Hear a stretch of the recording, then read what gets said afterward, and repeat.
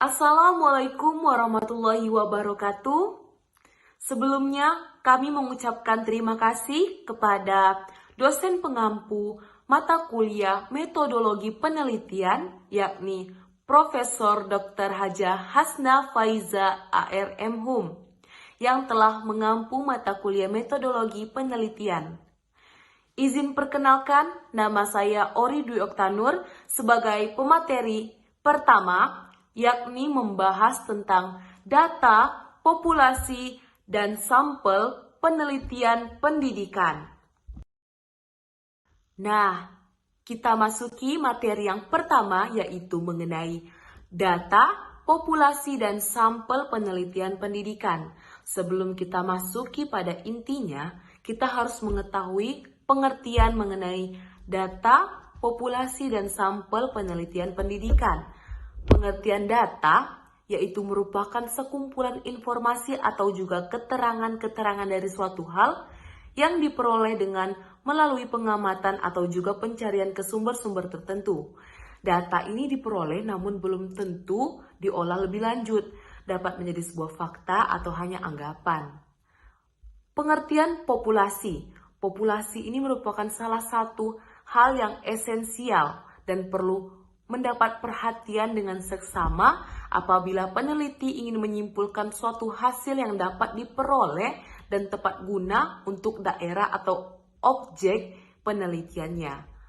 Selanjutnya yang terakhir ada pengertian sampel. Sampel itu adalah bagian dari populasi yang memiliki sifat-sifat yang sama dan objek yang merupakan sumber data. Setelah kita mengetahui tentang pengertian dari data, populasi, dan sampel penelitian pendidikan, terbagi menjadi jenis-jenis di masing-masingnya, yaitu jenis-jenis populasi.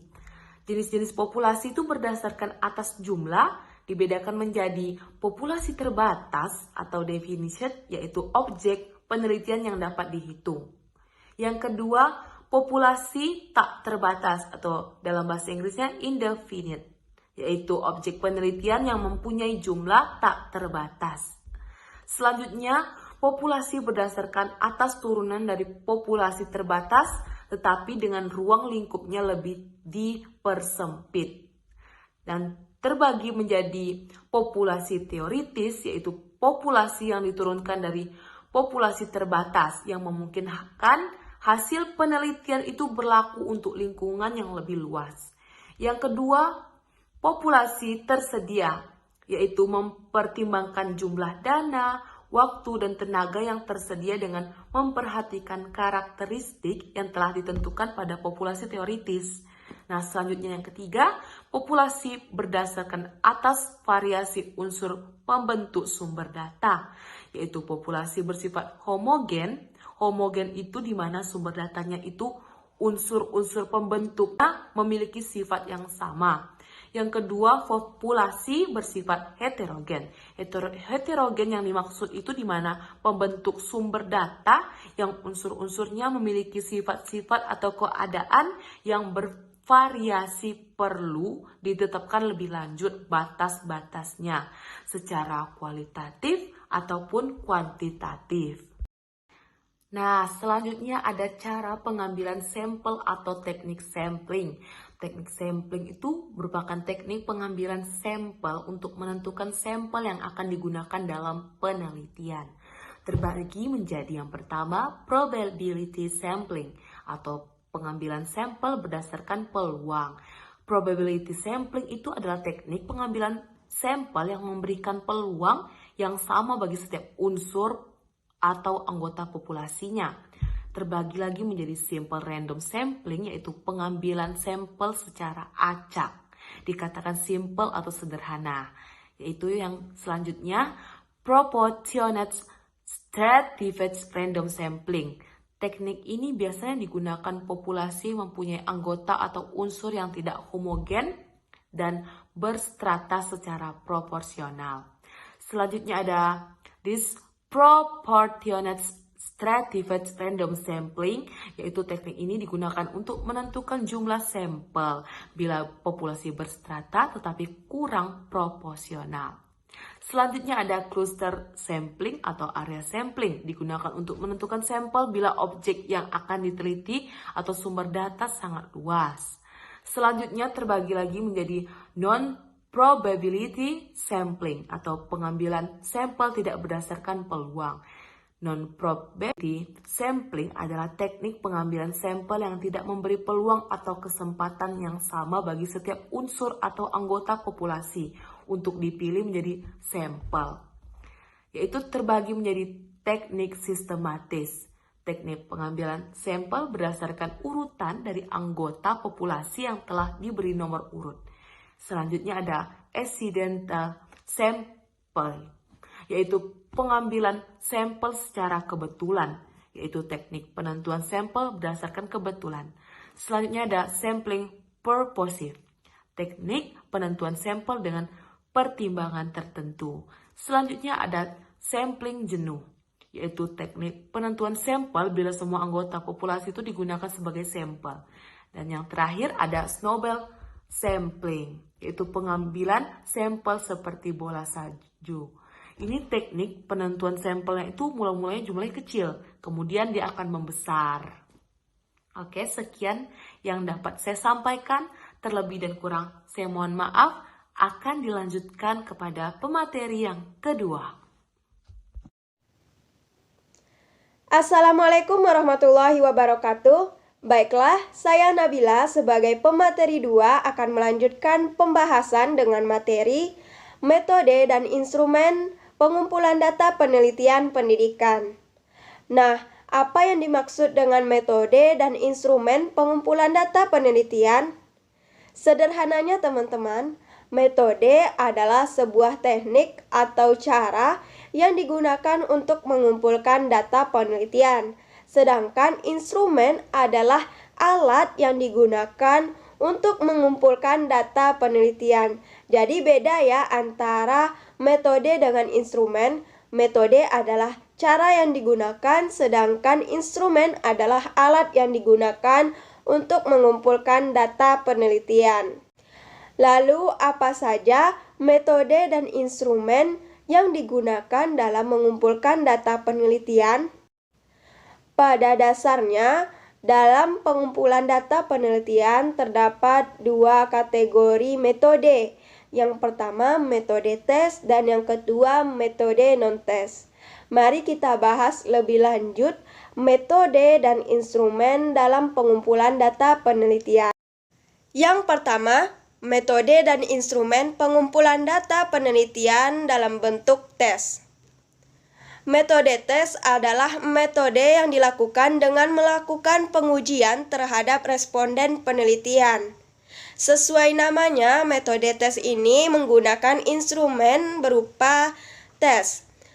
Sebagai instrumen, tes adalah serentetan pertanyaan atau latihan yang digunakan sebagai alat mengukur baik itu kecerdasan, keterampilan, sikap dari responden penelitian. Ada 2 tipe tes, yaitu objektif, yakni jawabannya yang telah disediakan, dan tes esai, yakni menuntut responden untuk mengkonstruksi jawabannya sendiri. Nah, berdasarkan objek atau sasaran penelitiannya, tes ini terbagi menjadi tes personality atau kepribadian, tes minat, tes sikap, tes intelijensi atau kecerdasan, tes bakat, dan tes prestasi. Yang kedua, metode dan instrumen pengumpulan data penelitian dalam bentuk non-tes. Dalam bentuk non-tes ini ada 4 kategori. Yang pertama, melalui angket atau kuesioner. Yang kedua, melalui wawancara. Yang ketiga, melalui pengamatan atau observasi. Dan yang keempat, melalui dokumentasi. Kita bahas yang pertama. Yang pertama yaitu melalui kuesioner atau angket. Metode kuesioner adalah metode dalam mengumpulkan data dengan cara memberikan seperangkat pertanyaan tertulis kepada responden untuk dijawabnya.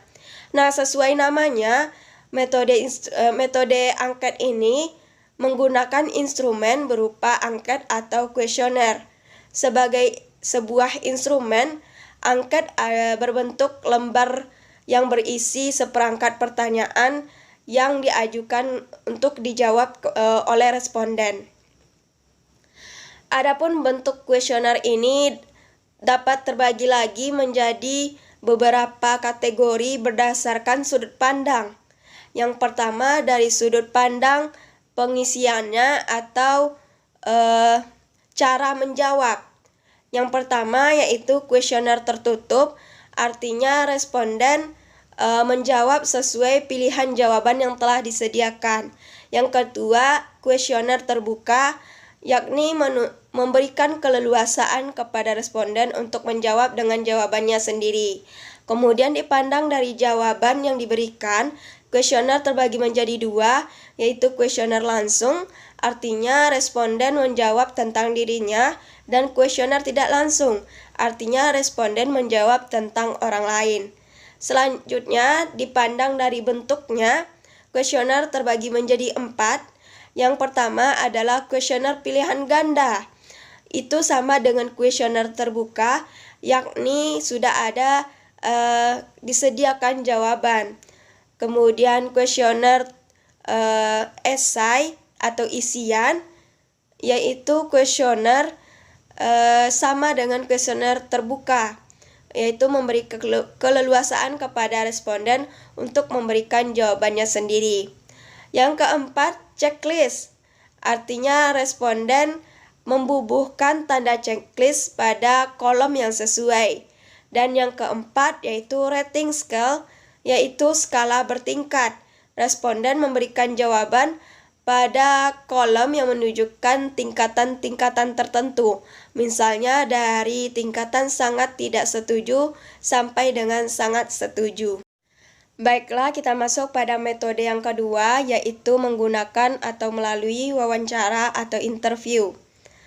Nah, wawancara sendiri adalah sebuah teknik mengumpulkan data dengan cara mengumpulkan informasi yang diperoleh dari kegiatan berkomunikasi, berbincang-bincang, atau bercakap-cakap dengan responden atau narasumber.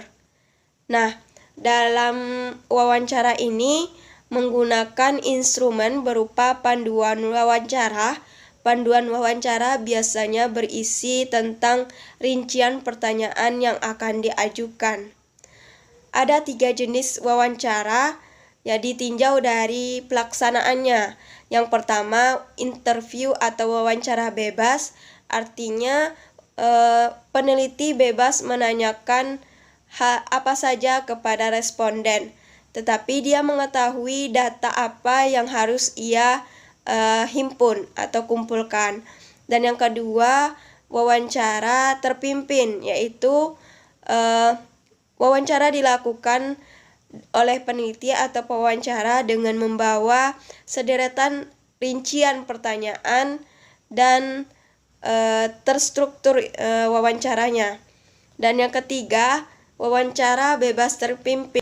Pewawancara atau peneliti bebas bersifat bebas dalam menanyakan pertanyaan, tetapi dia memegang panduan, tetapi hanya garis besarnya saja dari pertanyaannya itu untuk responden atau narasumbernya. Yang ketiga, melalui observasi atau pengamatan. Metode ini adalah metode dengan melakukan pengamatan secara langsung menggunakan panca indera. Adapun instrumen yang digunakan dalam observasi atau pengamatan adalah panduan pengamatan, tes, kuesioner, rekaman gambar, ataupun rekaman suara. Ada beberapa kategori observasi atau pengamatan.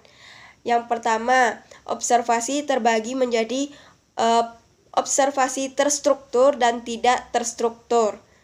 Yang kedua, yaitu pengamatan atau observasi partisipasi dan observasi simulasi. Partisipasi maksudnya peneliti ikut berperan atau berpartisipasi pada kegiatan yang diteliti, sedangkan observasi simulasi yaitu peneliti mengumpulkan data dengan responden memperagakan kegiatan tersebut. Nah, yang terakhir yaitu melalui metode dokumentasi. Dokumentasi berasal dari kata dokumen, yaitu artinya barang-barang tertulis. Di dalam melaksanakan metode dokumentasi, peneliti menyelidiki benda-benda tertulis seperti buku, dokumen, majalah, peraturan, dan lain sebagainya. Adapun instrumen dokumentasi yang digunakan terbagi menjadi dua, yaitu pedoman dokumentasi yang memuat garis-garis besar atau kategori yang akan dicari datanya, dan checklist yang memuat daftar variabel yang akan dikumpulkan datanya. Baiklah, sekian penjelasan materi dari kami kelompok 3.